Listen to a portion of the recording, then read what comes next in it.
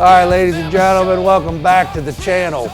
My name's Elliot Slack. If you're new here, this is I.B.F.HotRods and the home of It's All About the Build podcast. This video is a continuation of the podcast that we recently did with Kevin Nichols and his wife, Monica. And this video is going to be a walk around of their 1954 Chevy. It's a mild custom. The podcast episode is a true inspiration to anybody that's building cars on the outside, that's not a professional builder or anything of the sort. This car took 18 years to build. And yes, this car has been on the circuit for 13 years. I wanted to show off this car just to show how nice this car is. The wife and I had the privilege of being guests of honor to crown the best of show. This car blew me and my wife away. It's a 4-door for one. I'm totally against 4-doors, but this car is all that in a bag of chips, ladies and gentlemen. I hope you guys enjoy the video, enjoy the car, and get a chance to jump over and watch the podcast episode, or you've already listened to the podcast and you're jumping over to get more information here. I appreciate all the follows, the subscribers across all my social media outlets. And if you're not a follower or subscriber, now's the time to jump in, hit that like button, hit the subscribe button, the whole 9 yards, share it, all that. Here's the walk around of probably one of the nicest mild custom 1954 Chevy as you're ever going to see. So without further ado, ladies and gentlemen, as always, pinkies out. Enjoy it. Awesome. You want to stand in front of it and say your name and say, this is my 1954 all that in a bag of chips? I dare you say it's all that in a bag of chips. This is my 1954 Chevy, and it's all a bag of chips. How you gonna say, Kevin? Okay. My name's Kevin, and this is my 1954 Chevy. So, the headlight rings was the first baseball cap looking visor from the 53 Cadillac Eldorado. And I asked a gentleman that was older and had a 54 when he was a teenager, and I asked him what they did to hot rod their cars, and he told me, well, they didn't do much because they didn't have money. And so what they did was they knew that the Cadillac headlight ring from the Eldorado fit with no modifications. The Cadillac fender got fatter back here, so they would go around at night and look for a Cadillac and pop them off with a screwdriver and steal them, put them on their Chevys. So I thought, well, I got to have one. I didn't steal it. I bought these. But I couldn't find them. The only place I found these was in Winnipeg, Canada. And the gentleman made sure I paid in Canadian. But we had them restored, and they came out really great. So that's what that was. And the rims, I just like the style of Scream's 50s to have the old OEM chromed rims. So I went with those with the bullet in the front. Touch of the rat fink right there. Yeah, yeah, yep. Rat fink valve caps. I eliminated the wipers, put some bullets in there, and I use G-Technique. I was using Wizards, but G-Technique has a nice product out, and they have a protectant coating that you can put on your windshield, and the water just rolls right off it. So, and actually, it's better anyway because the turbulence of the air as you're driving on the visor creates havoc, and it never really blows the water off. So that works out well. Visor we found down in the basement of an old closed up Chevy dealership. Back in the day, Chevy would flood the dealerships with accessories, and the next year's model would come out, and if they didn't sell them, they threw them up in the attic or in the basement. And there was a gentleman that would go around to these old dealerships and look for those things. And then what was nice was he found 3, 1 per person, so everybody had a shot at having one. And that was kind of nice. Following through, I had the belt molding here on a 54 will actually go straight across. And I wanted something to follow the contour, so I found that the 53 Pontiac had this type here, and it sweeps down and it follows the contour. General Motors for Chevrolet, on their prototype for the 54, had a post here with a rear wing vent, but they never followed through with it, but Pontiac did. I was going to take the door from a Pontiac and put on there with that rear vent window, but at the time I didn't have a garage and the equipment to modify it that much. But it would have been neat to do that. Now this vent window up here, was this stock for the... That's an aftermarket piece. You'd find like at Pep Boys or whatever. Right. And that was really your air conditioning because the wind hit this, and they're called breezies, and it just brought the air around into the car. So it helped cool off a little bit. Honestly, I think they rattle a little bit more than they help cool, but it is what it is. So then your accessory door guards here for your fingernails don't scratch anything. The Bel Air script, I wanted to do something to follow through into the interior and give it a little bit of depth. So looking into the car, so what I did was I used the Bel Air script on the inside of the doors also. And that kind of worked out good, being that panel is an almond color. The seats, the pattern of the seats is from a 53 convertible. So what I did was I mixed up the different models between 53 and 54. A lot of people wouldn't notice it, but the door cards are from a 210, but I reversed the pleats. The car is a 210, and I added the stainless and chrome to make it a Bel Air. So unless you kind of notice these little things or up on your 53s and 54s, you probably wouldn't notice it. Extremely mild custom. I wouldn't even call it a mild custom. But I just wanted to change the car up a little bit from being original. Doll it up a little bit. Yeah. Interesting story. These are called bloomers. This piece here. They're called bloomers because they go under the skirt. And there was only two known pair in Canada, pair in California, I believe. My old employer years ago had a 53, so I helped him out with his. He had some back problems. He bought a set, never told me how much he paid for him, had him straightened out, buff, polished, I put him on his 53. A week or two, then we had a plane come in from D-Day up in Auburn, so he wanted me to photograph the car with that plane. We did that. He sent the pictures into National Chevy Association, and a couple weeks later, he's asking me to take the bloomers back off again. And I said, well, why are you doing that? He said, well, National Chevy wants to see them. I said, National Chevy wants to copy them. I know what you're up to. I know what you're up to, John. So what I did was I said, here's the deal. I'll take them back off, put them back on again, but you have to call them back and get a deal change with them that I want the very first reproduction set. So that's what they are. Not a big deal to anybody, but to me, it was just kind of a neat blackmail. That's what I did. So. Sure, they got their cut. Yeah, they sell them all over the place now. So follow through, and then I have the static straps, which everybody thinks the gas tank straps broke when I go to get fill up with gas. But in the day, everybody in the 50s, everybody was playing AM radio, rock and roll. They got a lot of static on the radio, so that supposedly was to help.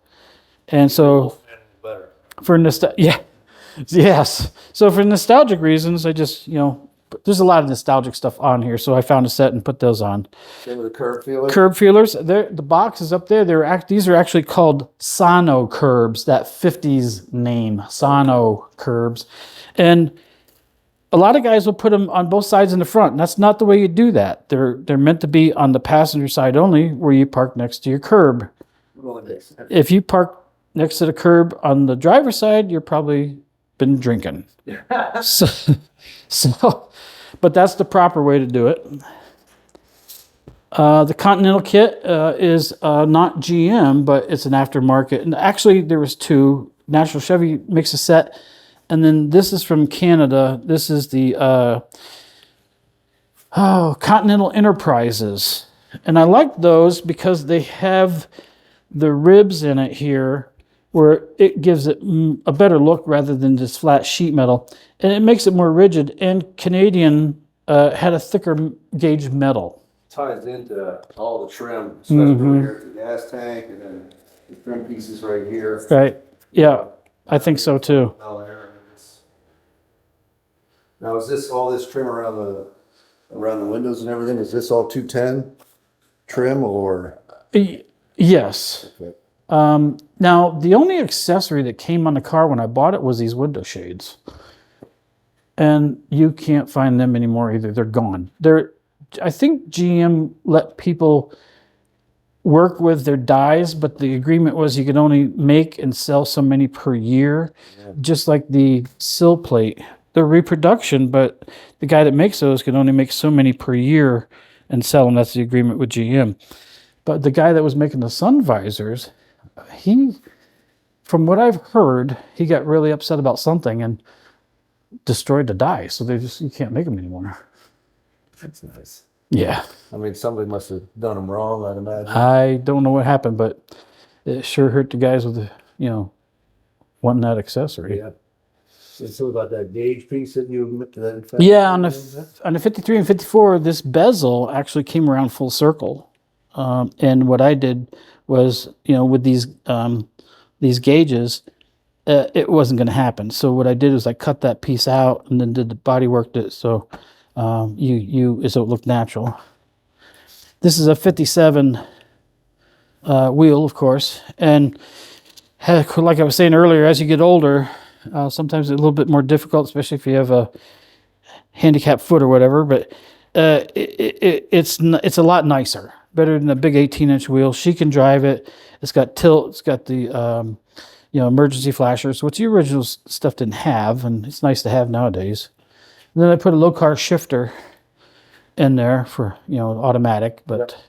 I like the if you're gonna go automatic, I really like having it on the floor like this. Mm-hmm. Just gives you, kind of throws somebody for a loop, especially if they don't know any better. They think there's a manual in it on the floor. Mm-hmm. And it kind of reminded me of a car that I had when I was a teenager. I had a 67 Ford Galaxy 500 convertible that had a bench seat and it had a 4-speed on the floor. So that kind of played a part in it. We're here to show the placard in here that we talked about.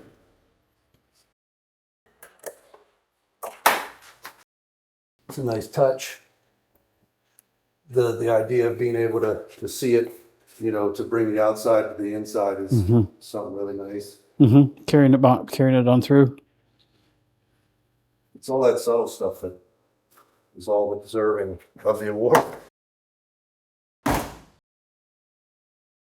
You want to talk about this compass? Yeah, the podcast.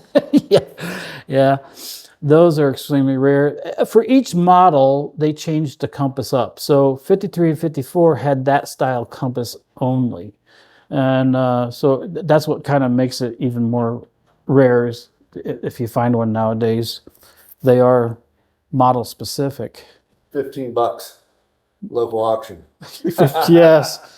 $900 compass for $15. The auctioneer wasn't happy about that.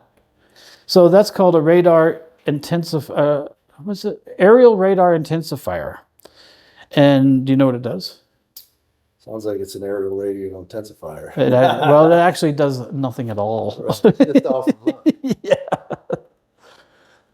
This is a nice touch. Yeah.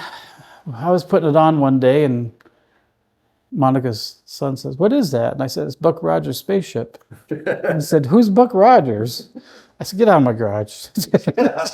No, I'm only kidding. You want to pop the hood? Sure. Talk about the carbs and everything. 283, right? 283.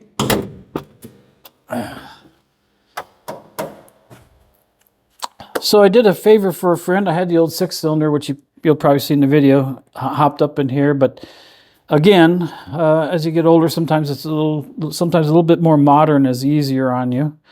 And so I changed the drivetrain out. But this is a 283 from a 67 Chevelle. He gave that to me, and it was ready to spin and blow up. Because 2 of the rod caps I took the nuts off by hand. Oh, nice. And there was enough copper floating around in there it was unreal. So, but got it in time and built it. It's a board 40 over, and I forget the cam that's in it right now. It's over there on the board, but nothing wild. Just fitting of the weight of the vehicle and the horsepower that, the motor that I built. It's not overcammed or undercammed. So it gives me good torque at low speeds, and then it gives me good performance at high RPM too. Who did the artwork on? So that piece right there was done by Gary Morgan in Fort Wayne, behind the Hall's Drive-In Diner there. And he also made the Old Crow Speed Shop decal for me. And Old Crow, they're actually out at the salt flats, because the belly tankers, so you see the beak is shaped like the old belly tanker of the salt flats. They race. That's how that came about there. That's pretty cool. Mm-hmm.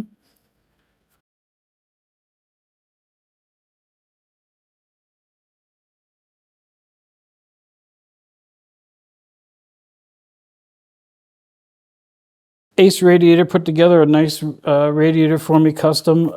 They did one for the 6-cylinder also. And I could go through parades and everything with that 6-cylinder. And I had Camaros and other cars just drop out, overheat. Never an issue. Never an issue with these guys. Where'd you get the chrome? Did you re-chrome everything, or was this in pretty good shape when you did it? The chrome was done shortly after, I'd say probably 97, 98. Oh, wow. And then put on the shelf, wrapped up until the car was done. What I did was, I'd done all the pieces and everything, boxed and wrapped them and stored them, because I didn't want to be where you got in the restoration to where the car was drivable, and then you go out and drive it and then never really finish it. So everything was finished and put on shelves until the car was painted and done, and then within 2 weeks it was assembled. Yeah. Complete. Wow. And not anything undone. And that makes you, it feels so much better when that's like that, when your car is complete, you drive it out and it's done. Yeah. So that's how I did that. Marilyn's the name. Marilyn's the name. The story of the podcast has all that in the bag of chips. Mm-hmm. And then her dad's license plate. Marilyn is your wife's mother's. Mm-hmm.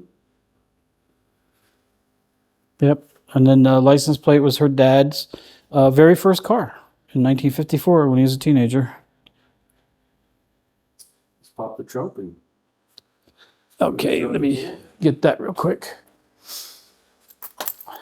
Making work for this.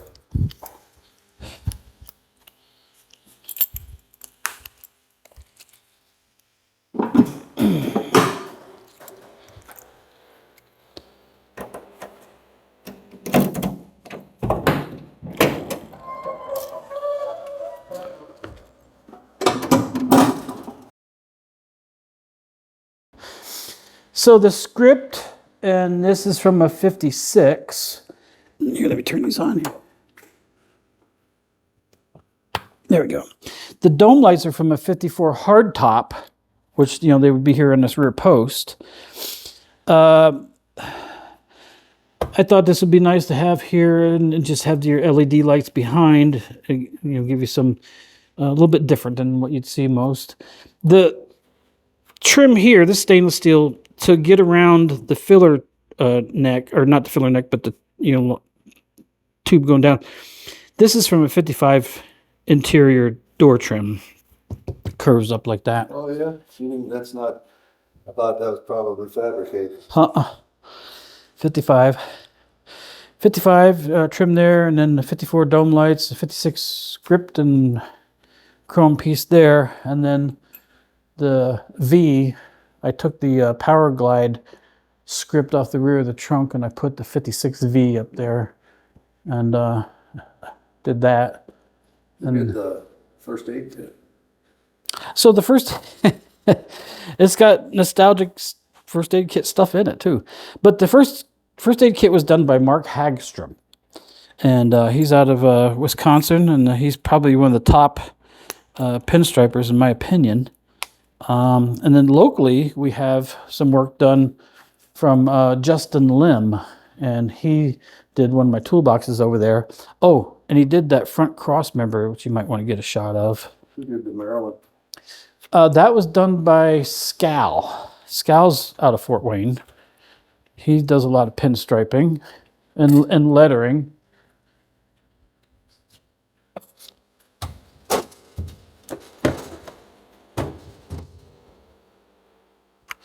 And I'll see if we can light this up enough to see under there.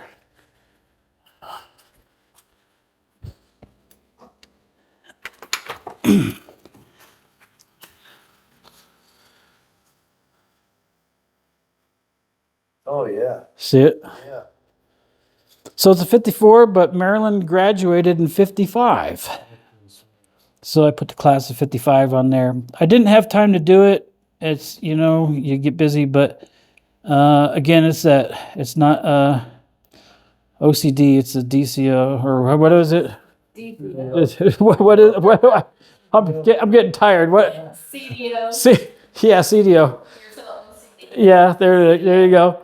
But Pretty much done talking about this car. so I was gonna take the drive shaft and do an American flag on that, I think that'll be sweet. but I haven't had a chance to do that yet.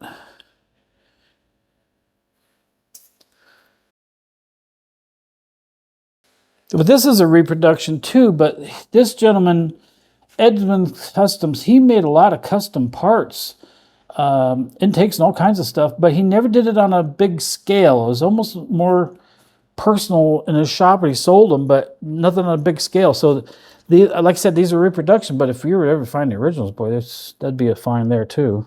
But I think they look neat, Yeah. especially on the Strombergs. Yeah. Well, they're Stromberg knockoff, actually.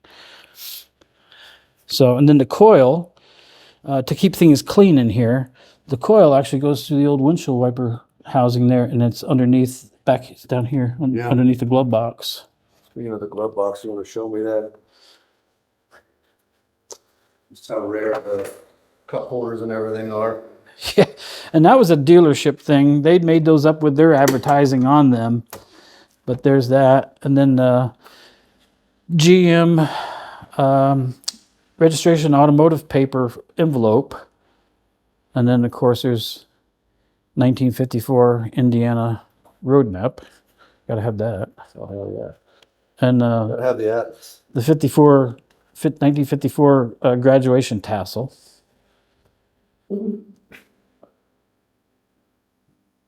Perfect. So just a bunch of small little nostalgic things that once you start looking, you tend to see more and more.